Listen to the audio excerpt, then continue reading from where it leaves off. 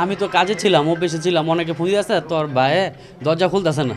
আমি আবার দৌড়াই আসছি, আইসা দিয়ে অনেক লোকজন দিয়ে গেট ভাঙতেছে। ভাঙার পর দিয়ে ও ঝুলন্ত অবস্থায়, আর ও বিছনার মধ্যে, মা আর ছেলে নাই, খুশি হয়েছে। শিপলু ছিল ঝুলন্ত অবস্থা, আমার ছোটো ভাই আর ছোটো ভাইয়ের বউ আর বাতিজা বিছনার ভিতরে।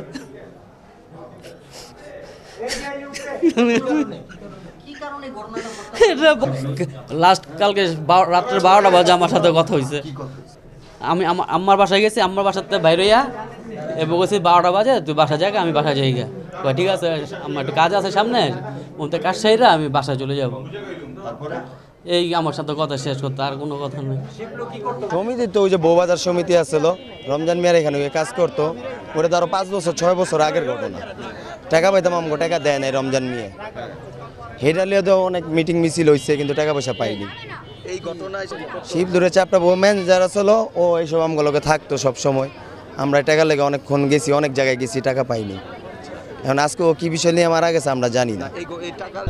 হাবিবুল্লাহ শিবলু নামে 35 বছরের এক পুরুষ, তার সে নিজে ফাঁস নিছে এবং তার স্ত্রী এবং কন্যা সন্তানকে, ছেলে সন্তানকে মেরে ফেলছে। আমরা প্রাথমিক ধারণা করতেছি, যেহেতু দরজাটা লক করা ছিল, এই যে গ্রামের বাসিন্দা, এলাকার বাসিন্দা দরজাটা ভেঙে ভিতর ঢুকছে। ভিতর ঢুকে তাকে লাস্ট থেকে, সে ঝুলন্ত অবস্থায় ছিল, সেখান থেকে তাকে নামিয়েছে। তার মানে কি, সে নিজে সুইসাইড করেছে। এবং তারপর আমরা দেখলাম অন্য ঘর সার্চ করে সেই ঘরে তার স্ত্রী এবং ছেলে সন্তানের মুখে বালিশ চাপা ছিল।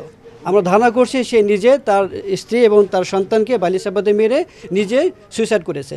এবং আরও জানতে পারলাম যে সে তার এলাকার লোকজনের কাছে, তার কাছে অনেক টাকা পয়সা পেত।